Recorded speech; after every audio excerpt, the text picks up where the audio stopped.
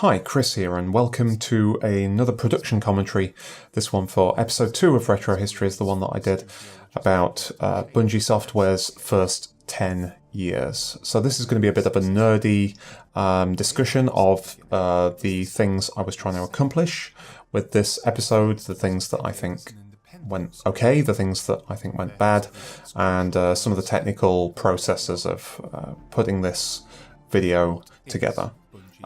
First of all, this is episode 2 of Retrohistories, but it wasn't originally supposed to be episode 2. Episode 2 was going to be a story about Chris Roberts and Wing Commander.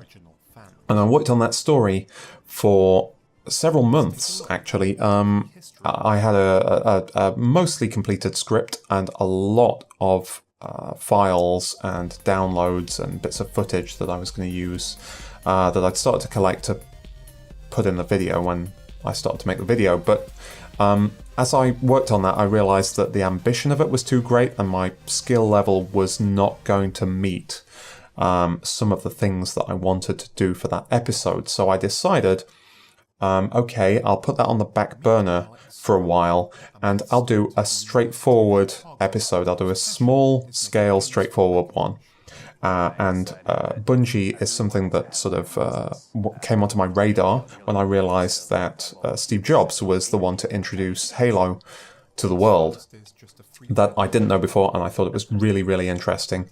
So that I sort of started looking at the story of Bungie, and I thought this is going to make a decent short episode, like 8 minutes long or something, much shorter than the Might and Magic one that I put out the first time. It turns out that this Bungie episode actually runs over 3 minutes longer than the Might and Magic episode did. So I'm pretty terrible at assuming and judging the length and complexity of a project going in, but I think everyone is. I think projects have this sort of fractal nature that you think something is fairly narrow in scope and fairly well defined, and the closer you look, the more complexity you perceive in that story. So yes, it turned out to be quite a big deal in the end. What I really wanted to accomplish with the second episode, firstly with Wing Commander and then with this one, was to sort out some of the things that I think didn't work with the Might and Magic episode. And I should say, first out, the Might and Magic episode still has way more views than this one, despite the fact that this, I think, is a much superior piece of work.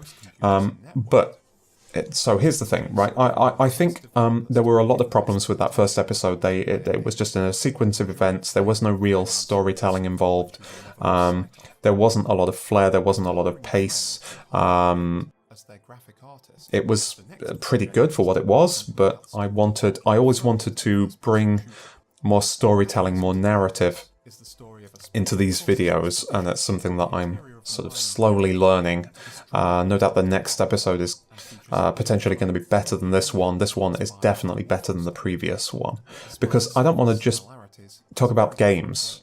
I don't want to talk about only release dates and platforms and frame rates and new features that games brought in, innovations and things. Although all those things have their place and they're all interesting, I want to make sure that somewhere in these videos there is a narrative, there is a story happening, and that they are structured and written in such a way that at the start of the episode some sort of question or series of questions is either explicitly or implicitly posed, and then the episode itself is going to go through the process of trying to find and deliver some sort of an answer or an opinion on that question.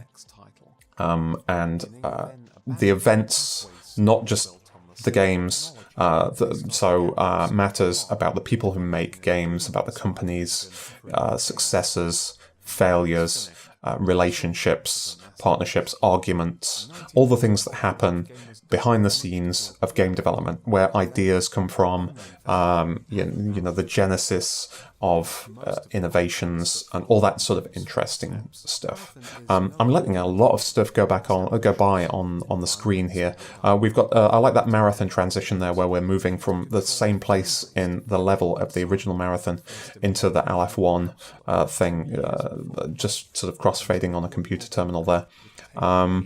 Marathon, I didn't really get into where you can get these games in the episode itself, but you can get Pathways into Darkness for free on the macOS App Store.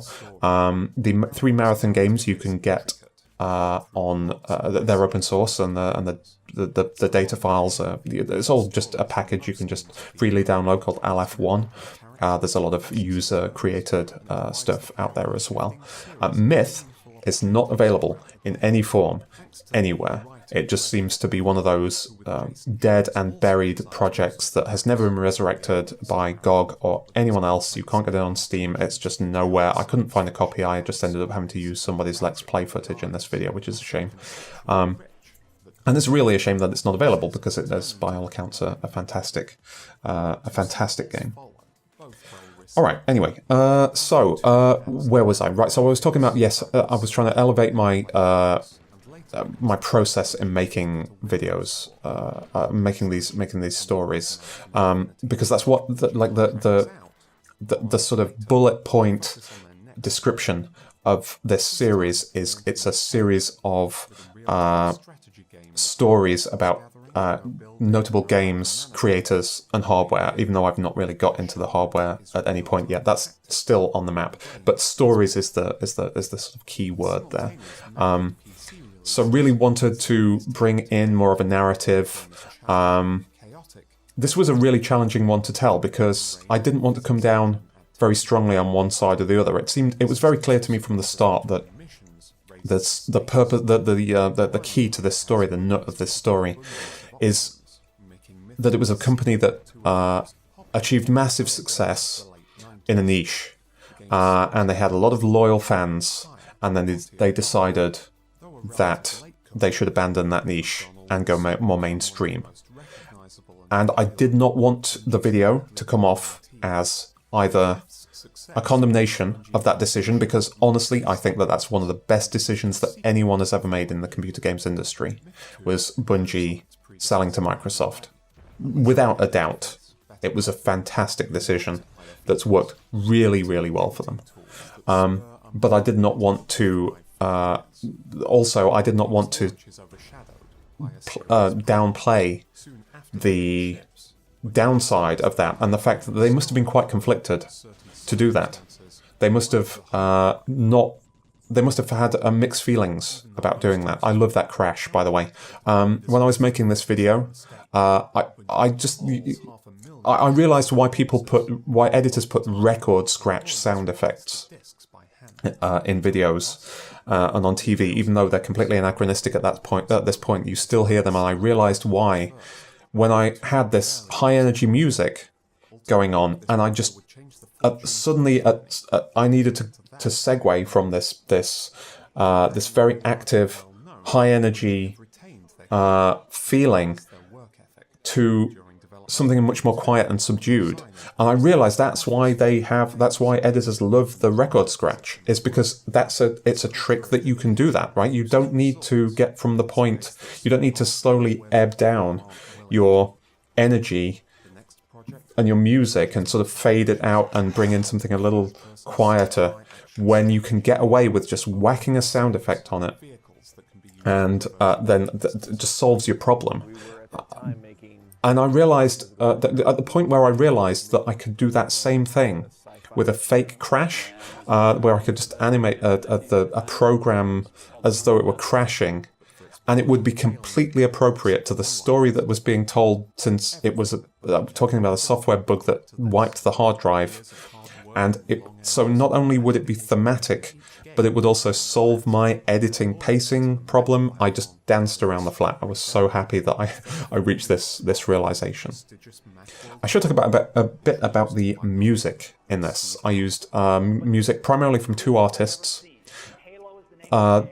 the music in all the best bits is by someone on OC Remix called Nick Singer, who released 3 suites of remixed music from Marathon and Halo, and this is one of them, underscoring this point where everything drops out but the music, and we're seeing the actual Halo trailer that was presented at Macworld. This is the key point of the story, and this was really the thing that I built the whole story around. This moment, Halo being revealed by Steve Jobs, being something that is not as well known as it should be.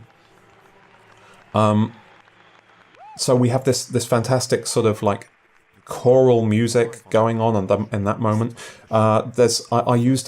He released 3 suites, as I said, and I think I used about 60 or 70% of all those suites in this video. That didn't quite account for all the music that I've used here. So there's also music by CC BY trance artist called Psychedelic Pedestrian, who is fantastic, and I really want to use more of that person's music. I have no idea if it's he or she. In the future, and it's all openly licensed. So yeah, absolutely fantastic. This moment here, one of the most elaborately animated bits in the whole thing, with all the Usenet reactions. I went on Usenet, looked at the actual real contemporary reactions of the news breaking of the Bungie Microsoft buyout, and those reactions are just really, really interesting. I highly recommend pausing it and taking a look at those, because it really did upset people a lot. It upset a lot of the community. Okay, this weird pixel art thing in the middle, an abrupt change of tone, yes. I'm not 100% certain that it works, but here's the problem. I had to tell this story about exactly what happened with Apple, Microsoft, and Bungie. It's kind of a key to the whole thing. Unfortunately, there's not so much as a still of these people together. At least, not in the Bungie context. So what do you put on screen for the minute that you're telling this part of the story? I decided just to go completely 90 degrees off to the side and worked out all these, made up all these sprites in Ace Sprite. Downloaded some chiptune music from Free Music Archive, and just threw in a few gags and just silly things. It was actually a lot of fun to make that pixel art. I'm not an artist by any stripe, but I thought that was that just was a lot of fun to make. I don't know if it really serves the purpose of the thing. It seems a bit like sort of comes out of nowhere, of course, but yeah. I didn't really have an alternative. Fake Halo, spot the fake Halo title cover there that's only on screen for a tiny fraction of a second. Yes, I talked a bit earlier about the ambiguity of the story for this. I really wanted to preserve those sort of conflicted feelings that I have about this. I didn't want to come down on one side or the other. Not to sit on the fence, but to simultaneously represent both sides in a way that is accurate to my feelings about it. I genuinely think that Bungie made a fantastic move. I think Microsoft made a fantastic move. I think it was a win-win situation for them.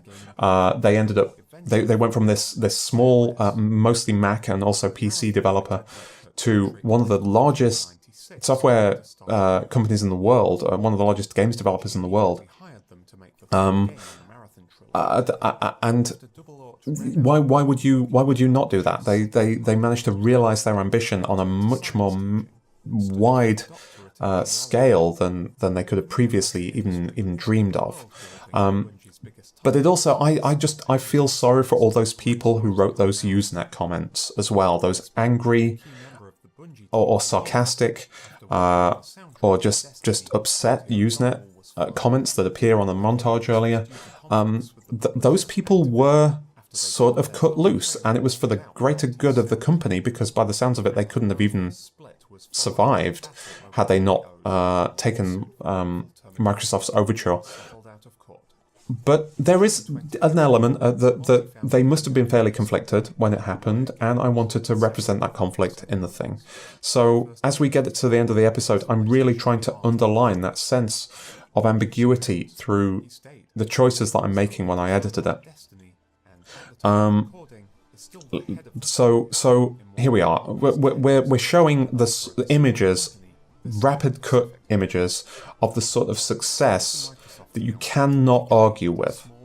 Even as the voiceover is getting, like, is being, even as I'm being a little more reluctant to give them credit in the voiceover. So I'm trying to provide a contrast in here between what you're seeing and what you're hearing. And then as we get to the end, I mean, look at the just amazing scenes here. And then as we get to the end, we sort of fade into this quote that I thought really sort of encapsulated it. Yes, I really wanted to do justice to the ambiguity of the situation, the complexity of my feelings on this company and what they did, because it is simultaneously possible for them to have done something that was the correct decision, and that some people would feel bad about that. And I wanted to walk that line. I'll see you again in the past. We got the fantastic Marathon 2 music theme playing us out over the credits here. I'm very happy with the music choices that I was able to make. I think every moment that emotionally lands in this whole video is largely down to the music and the composers who wrote the music. I think a large portion of the credit for this video working in the places that it does work is down to Nick Singer, who wrote that fantastic Marathon Halo remix score. It's wonderful. I can't say enough good things about it. Anyway, looks like time's up. Hopefully this stream of consciousness was in some way interesting or enlightening to you, and conveyed at least some of the points that I had in mind when I started to record it. Let me know if this kind of thing is something you want to see more of. That was episode 2. I'm Chris. Thanks for listening. And there never will be, but if you enjoyed this video, I ask you a straightforward favour. Please share it with people who you think might appreciate it, so I can make more of this kind of thing in the future. And let me know in the comments or on Twitter @Retrohistories what other subjects you'd like to see me delve into.